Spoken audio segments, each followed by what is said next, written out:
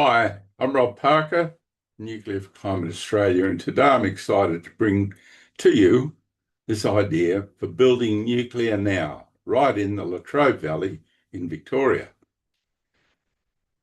So this would be a part of a bigger plan for Australia. But if we just home in on the Latrobe Valley project, we can see that the Latrobe Valley has got probably one of the most powerful localised grids in Australia. It's got the capacity of over 7,000 megawatts, which previously was connected to a lot of coal, a lot of gas. Now it's dropped back to about just over 5,000 megawatts, and when the Lawn plant closes, it'll be just over 3,000 megawatts. If we added two APR1400 South Korean nuclear power plants to that with 2,800 megawatts, we get back up to that 7,000 megawatt capacity. So what we'd be doing is efficiently using an existing resource to get our costs as low as possible. And what would those costs be? And what are our assumptions? Well, we would build those two plants. The cost would be of the order of $24.9 billion. And these plants would last for the best part of a century. They would give us over 7 times the amount of energy that we're getting out of Snowy Hydro 2, which is going to cost a lot more. And the energy coming out of those two plants would only be about 8% of the capital cost of the energy coming out of Snowy Hydro 2.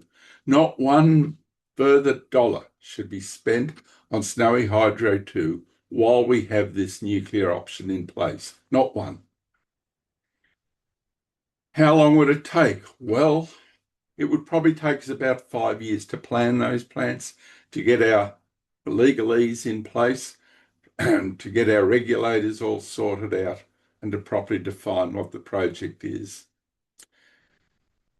The next plant, the first plant, would take about 7 years to build, and that would run in parallel with the second plant, which would take about 6 years. So all up, the project would take about 11 to 13 years to build. And what would the plants look like? Well, in this image, we see on the left-hand side, they'd be identical to the two on the left-hand side. These are the units, SAIL units 1 and 2.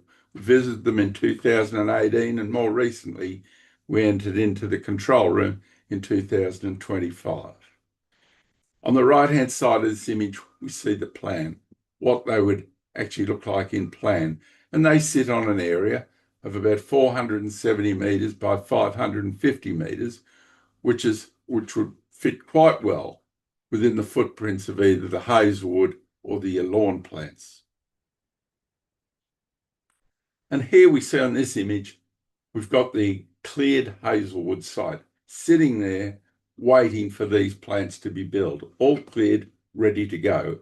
On the right-hand side, top right, we see the switchyard, which would need extensive modification to take these more powerful plants, more modern plants. But notwithstanding that, the yard is there and it can be modified and it's directly connected to the grid. So why is the Latrobe so great for nuclear? Well, it would bring back life to the Latrobe Valley. It would bring back life to Morwell in particular, and it would give hope to not only the current generation of the workforce, but their kids and their grandkids and the next generation through for the best part of a century. The Hazelwood site's cleared. It's ready and ready to go. We do need to address cooling water. We're going to touch on that in a minute. But we've got stable geology there, and it certainly has not got any issue with respect to earthquakes. In fact, nowhere in the Australian continent is prone to earthquakes that would ever cause plants like this any problem. We've got great transport facilities there. All the transport corridors that brought all that gear into the large coal plants can be used for the new nuclear plants. And we've got a low population density, which suits the development of nuclear. But let's touch on cooling water, because it has been a recurring criticism of nuclear plants that they use a lot of water. And yes, they do use quite a bit of water for cooling. But we have sitting within Melbourne two huge wastewater treatment plants.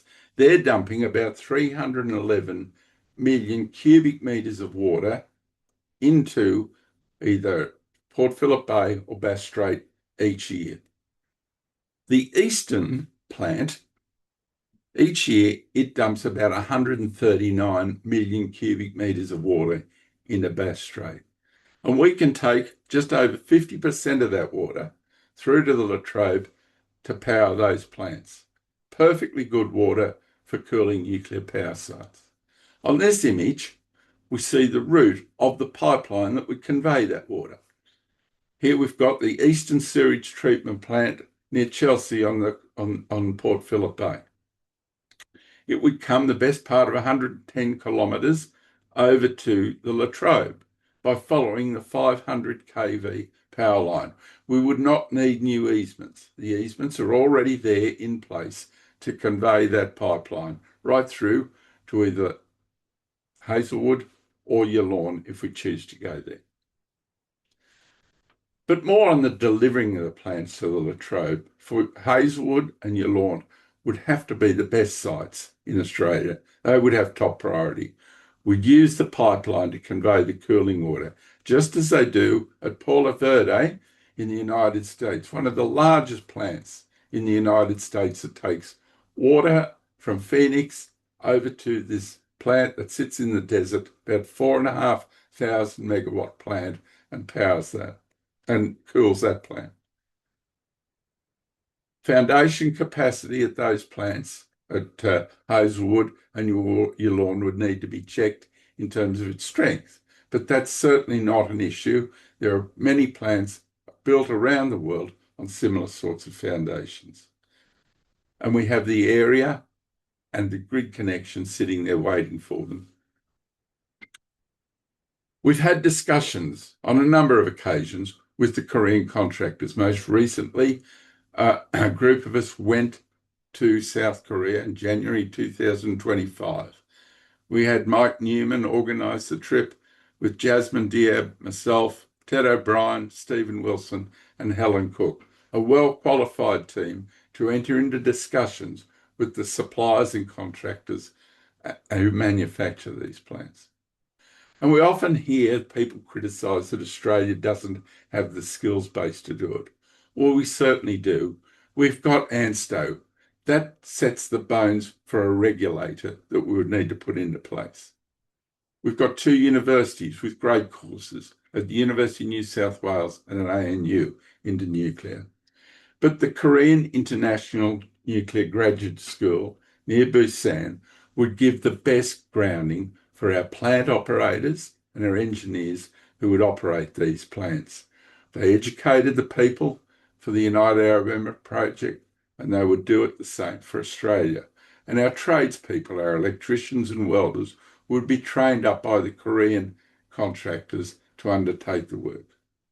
So this is a project for the industrial renewal of the Latrobe Valley to give us an ultra-low carbon, low-cost energy system that will last for a century and bring jobs to generations of Victorians. Thank you.